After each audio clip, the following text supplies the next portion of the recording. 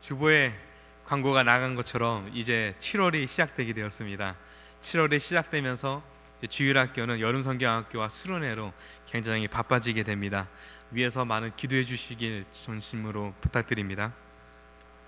이제 수련회와 여름성경학교 기간이 다가오면 이 중등부 담당 교육자로서 항상 아마 저뿐만이 아니라 모든 담당하시는 목사님과 전사님들이 항상 받게 되는 난해한 질문들이 있습니다. 이 질문은 다른 것이 아니라 수련회를 빠지면 안 되냐고, 안 가면 안 되냐는 대답을 저에게 질문을 물어보게 되는 겁니다. 이게 저에게 난감한 것은 오지 말라고 할 수도 없고 당연히 오라고 할 수밖에 없는 질문인데, 오라고 하면은 또 인상이 찌푸러지는 것을 보기 때문에 굉장히 저에게는 난감한 질문이기도 합니다. 그런데 이 질문에 대해서 어떻게 대답을 해줘야 될까요? 수련회 안 가면 안 되냐고 질문하는 아이들에게 수련회 오지 말라고 해야 될까요? 당연히 와라고 이야기해야 될 것이죠.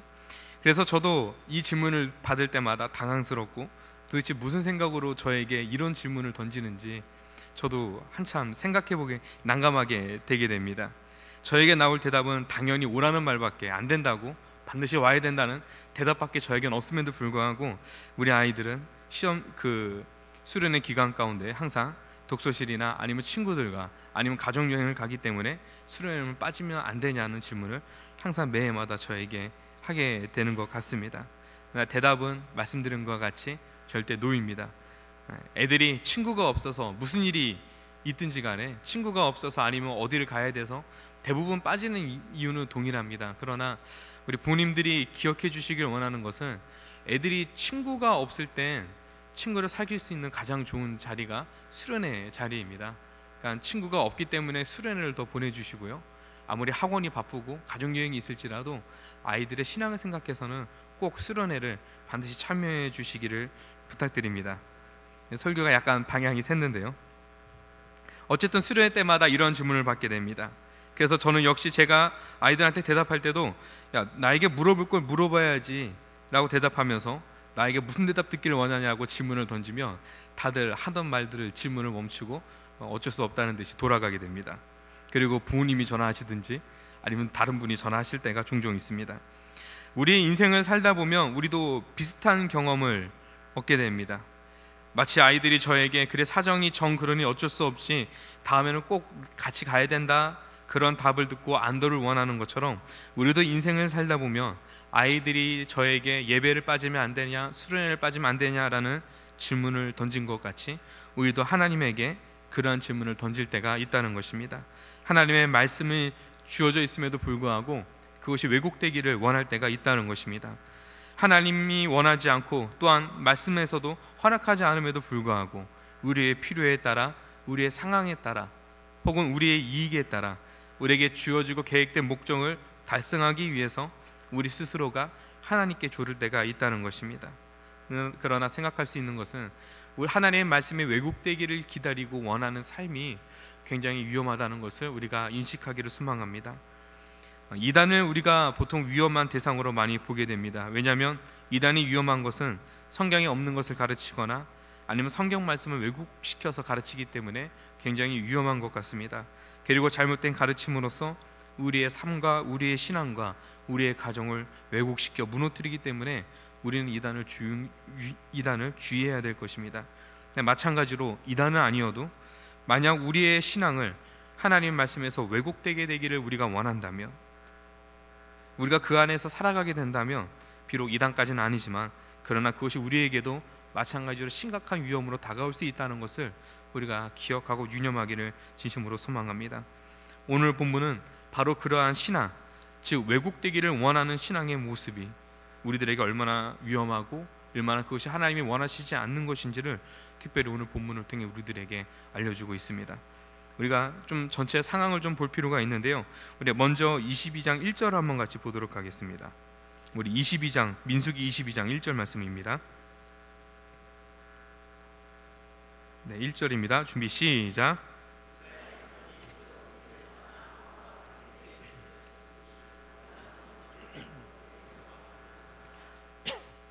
아멘. 이스라엘 백성들이 광야길을 걷다가 모압 평지에 진을 치게 됩니다. 그리고 이에 모압 왕 발락은 두려워 떨게 되었습니다. 바로 이스라엘이 아모리인들을 진멸하였던 것과 자신들의 앞마당에 진을 치며 머무르고 있는 것이 그로 하여금 두려움에 떨게 했었던 것입니다. 발락이 특히 두려울 수밖에 없었던 이유를 좀 더 살펴보면은 21장 민수기 21장을 보면 이스라엘이 놋뱀 사건 이후에 그들의 신앙이 하나님 앞에 정비되고 각성되어 세워진 것을 만나볼 수가 있습니다. 그리고 21장 21절부터 보면은 아모리의 각 도성들과 바산왕 5개 도성들을 그들이 치며 광야를 건너가고 있는 것들을 그들은 목격하게 되었던 것이죠. 즉 모압 평지에 이른 이스라엘이 자신의 신앙을 각성하고 그리고 수많은 대적들을 치며 모압까지 이르는 장면을 만나게 되었던 것입니다. 바로 그 이스라엘을 드디어 모압이 마주대게 되었던 것이죠. 모압으로서는 이스라엘의 각성과 그리고 하나님의 임재는 곧 모압의 패망을 의미했었습니다. 그래서 22장 3절에 보면 이스라엘 백성의 많음을 보고 그 왕이 두려워 떨 수밖에 없었다라고 기록하고 있는 것입니다. 이것을 보았을 때 비록 짧은 구절로 모압 왕의 심정을 표현해주고 있지만 모압 왕 발락의 심정이 얼마나 떨렸고 두려울 수밖에 없었는지 우리는 살펴볼 수 있습니다. 그리고 모압은 여기서 지혜를 내게 됩니다. 이것이 여호와 하나님이 그들과 함께함으로써 주어져 있는 문제라며 바로 그가 제사를 통해 하나님의 마음을 돌이켜 그들을 저주함으로써 이 문제를 해결하겠다라는 그러한 나름대로의 결론에 이르게 되었던 것입니다. 두려웠던 모압 왕 발락은 나라를 지키기 위하여 그러한 방법들을 동원하게 되었던 것입니다. 우리 한번 민수기 22장 6절도 한번 같이 보겠습니다. 22장 6절입니다. 준비 시작.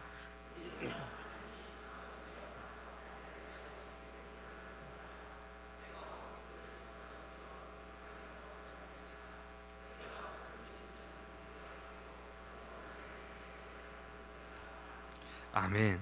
이것이 발락이 선택했던 방법이었던 것입니다. 문제가 하나님께로부터 주어진 것이기 때문에 하나님을 통해 푼다는 것이죠.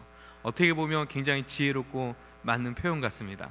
하나님께로부터 문제가 왔으니 하나님을 통해 풀겠다는 것이죠. 마치 한나의 기도와 같이 한날 그 사무엘상 초반에 자신이 임신하지 못하게 한 것이 하나님이시기에 하나님께 찾아가 고했던 것처럼 바로 하나님께 찾아가겠다는 겁니다.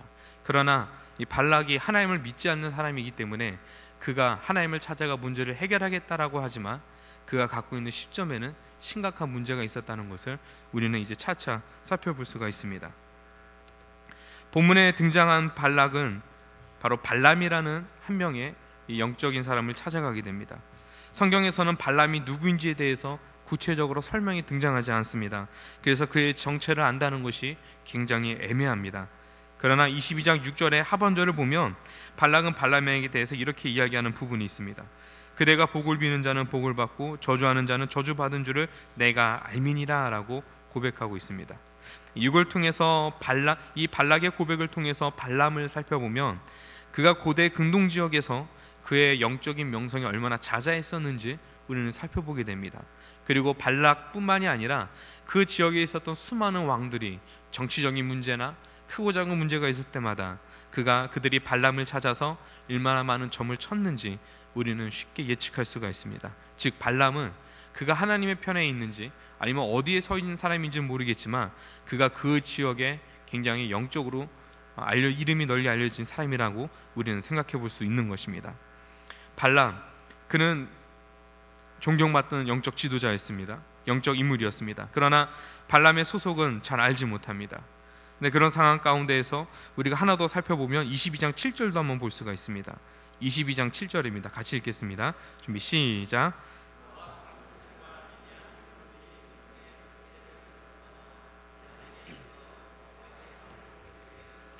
아멘.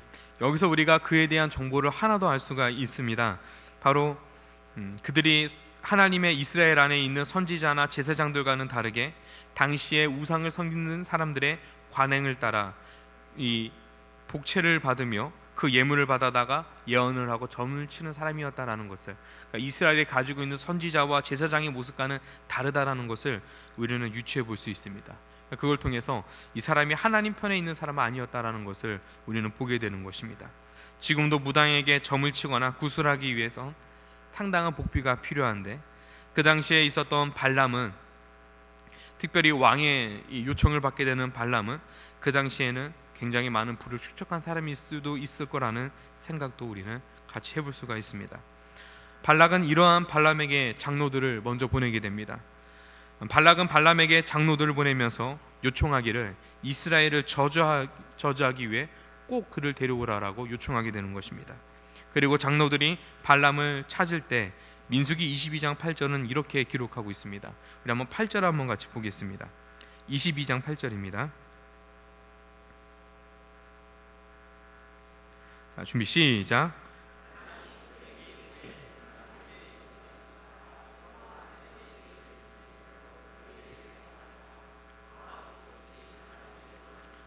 아멘. 장로들이 도착하자 발람은 그들의 복채를 받게 됩니다. 그리고 그들에게 이야기하기를 오늘 밤 하나님께 물어볼 테니 여기서 하루 묵으라고 말을 하는 것입니다. 그리고 그날 밤 하나님은 발람의 질문에 대답을 해주십니다. 그 대답이 22장 12절에 있는 말씀입니다. 12절을 보면 이렇게 말합니다. 하나님이 발람에게 이르시되 너는 그들과 함께 가지도 말고 그 백성을 저주하지도 말라.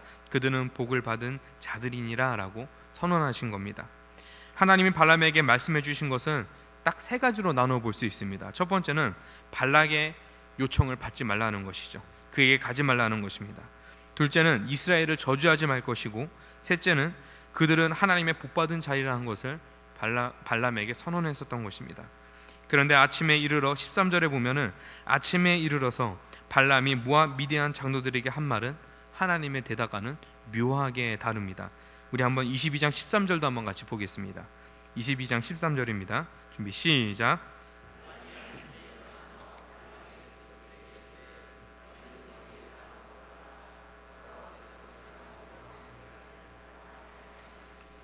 아멘.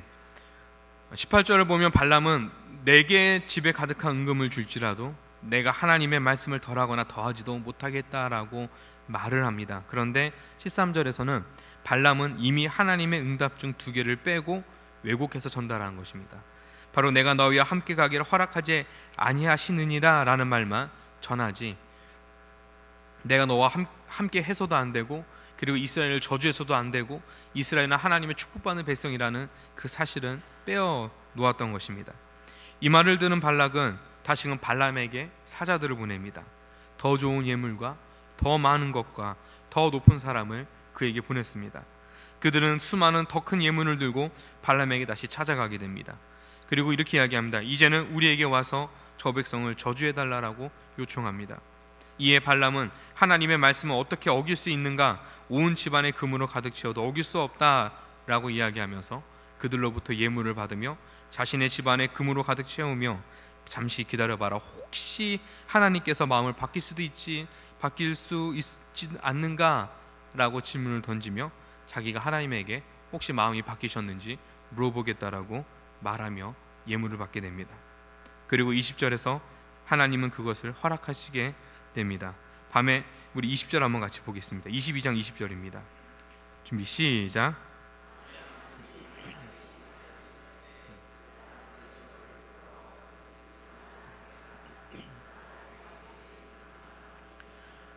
아멘. 하나님의 허락은 발람과 발락이 원하는 바이지 하나님이 원하시는 바가 아니었습니다. 그럼에도 불구하고 22절은 하나님이 그렇기 때문에 이 사건으로 인해 하나님께서 진노하셨다라고 말해주고 있는 것입니다. 그리고 오늘 본문에 이르러서 발람과 발락은 3번에 걸쳐 서로에게, 발락은 발람에게 이스라엘을 저주하라고 요청하게 되고, 그리고 발람은 반복적으로 이스라엘을 축복해주는 모습으로 등장하고 있는 것입니다. 그리고 마침내 3번째 예언이 이르게 되었을 때 24장 1절에 보면 비로소 그가 더 이상 복채는 점수를 쓰지 않고 수송아지와 순양을 제사로 하나님께 제단에 드리면서 하나님 앞에 그 뜻을 물어보게 되고, 그리고 하나님의 영이 그에게 감동을 주셔서 하나님의 영이 그에게 임하셔서 그로 하여금 이스라엘을 공식적으로 축복하게 하는 놀라운 역사를 이루어 가셨던 것입니다. 본문은 이스라엘을 대면하는 발람과 발락의 사건을 다루고 있습니다. 직접적으로 이스라엘의 이야기가 등장한 것은 아닙니다. 그저 발람과 발락만이 등장하여 이스라엘이라는 장애물을 두고 그들의 근심거리를 두고 서로가 주고받은 내용이 오늘 본문의 말씀입니다. 그럼에도 불구하고 본문의 사건은 민수기에 기록되어 있어서 이스라엘에게 중요한 메시지를 전달해주고 있습니다. 1차 독자는 이스라엘 사람들에게 아주 중요한 것을 가르치고 있는 것이죠. 먼저는 자신의 이익을 위하여, 목적을 위하여 하나님의 말씀을 왜곡되기를 바라서는 안 된다는 것입니다. 아무리 그것을 통해 큰 금은부호가 온다 할지라도 하나님 말씀이 내 인생에 있어 왜곡되기를 바라서는 안 된다는 것입니다. 두 번째는 왜곡해서도 안 된다는 것이죠. 바라서도 안 될 뿐만 아니라 우리가 그것을 실제로 왜곡해서도 안 된다는 것입니다. 불을 주어도 나의 필요를 거슬리게 하는 그런 일일지라도 우리는 하나님의 말씀을 왜곡해서는 안 되는 것입니다. 이후 이스라엘이 가나안 땅에 정착하게 된다면 그들은 수많은 강대국들 사이에 하나의 작은 도시국가로 시작되게 될 것입니다. 다른 각도에서 보면 작은 나라인 이스라엘을 정복하려는 강대국들과 끝없는 싸움들을 그들은 해나가야 되는 것입니다. 이 과정에서 자신의 이익을 위하여, 목적을 위하여 하나님 말씀에 왜곡되기를 원하는 것이 한두 번도 아니게 수많은 일들이 일어날 것입니다. 강대국들이 두렵다 하여, 전쟁이 두렵다 하여, 그들의 병사가 우리들보다 숫자가 많기 때문에 그들의 경쟁력이, 경제력이, 그리고 그들의 동맹들이 우리보다 더 많기 때문에 그때마다 하나님의 말씀을 굳이 지키면서까지 우리가 이렇게 까다롭게 어렵게 하나님의 말씀을 지키며 살아가야 되는 것인가 스스로에게 질문하며 하나님의 말씀에 왜곡되기를 한두 번 원하는 것이 아닐 것입니다. 그럼에도 불구하고 오늘 본문은 이스라엘에게 전해주고 있는 것은 하나님의 말씀만큼은 왜곡되어서는 안 된다는 것입니다. 그렇다면 중요한 것이 있습니다. 왜 왜곡되어서는 안 되냐는 것이죠. 왜 하나님의 말씀을 왜곡해서 받아들이면 안 되냐는 것입니다. 첫 번째는 하나님이 살아계신 분이시기 때문입니다. 그리고 두 번째는 그 살아계신 하나님께서 자기의 백성을 축복함에 있어서는 그 축복을 끊을 자가 아무도 없기 때문입니다. 사람의 욕망이 아무리 클지라도, 사람의 각오가 아무리 클지라도, 그가 가지고 있는 권세와 능력이 아무리 클지라도, 그의 삶의 필요가 아무리 절박할지라도 하나님이 그 민족을, 그 사람을 축복함에 있어서 그 축복을 끊을 사람은 아무도 없기 때문입니다. 강대국들이 이스라엘 향하여서 작은 나라라 하여 그들을 무너뜨리고 방해하려 할지라도 하나님이 그들과 함께하고 있는 이상, 하나님이 이스라엘을 축복하고 계시는 이상, 아무리 영적으로 거대한 삶을 불러올지라도 하나님의 언약과 축복은 방해할 수 없다는 것입니다. 그리고 24장에 이르러서는 오히려 그러해 방해하고자 했던 사람이 하나님의 편에 서서 축복하는 장면을 통하여 하나님의 능력이 얼마나 크시고 얼마나 넓으신지를 이스라엘과 온 나라에게 그것을 알려주고 있었던 것입니다. 오늘 본문을 살펴보면 우리들에게도 비슷한 때가 있다는 것을 보게 됩니다. 우리도 살아가다 보면 하나님의 뜻이 왜곡되기를 원할 때가 많이 있습니다. 제가 예전에 한번 예화로 드렸던 적이 있는데, 제가 어렸을 때 어머니를 많이 졸랐습니다. 오락실 가도 되냐고 어머니한테 오락실 가도 돼? 나 100원만 줘라고 조를 때가 있었습니다. 초등학교 때였는데요. 그때마다 어머니 중에서 누가 올해 오락실 갔다 와, 엄마가 돈 더 줄까? 이런 부모님이 있겠습니까? 당연히 안 된다 그러죠. 그러면 한 10분 있다 또 조릅니다. 엄마 나 오락실 가도 돼? 안 된다고 그럽니다. 한 4-5번 지내면 이게 반복되면 지겨워지셔서 숙제 다 하면 보내준다고 이야기합니다. 그럼 숙제를 다 해놓고 엄마한테 또 가도 되냐고 물어봅니다. 누가 좋아할 부모가 있겠습니까? 그러다가 돌아온 거는 꿀밤만 돌아왔었던 것인데요. 우리가 살다 보면 이 조르는 아이와 같이 하나님을 조를 때가 많이 있습니다. 특별히 기도에서 그럴 때가 많이 있죠. 우리가 기도의 답을 이미 정합니다. 하나님, 내가 이 사람과 결혼해야 될까 말아야 될까요? 약간 극단적인 기도의 제목이지만 이미 내가 결혼하고 싶어서 마음을 정하고 그 다음에 하나님께 묻습니다. 그리고 하나님이 예스라고 대답할 때까지 반복적으로 질문합니다.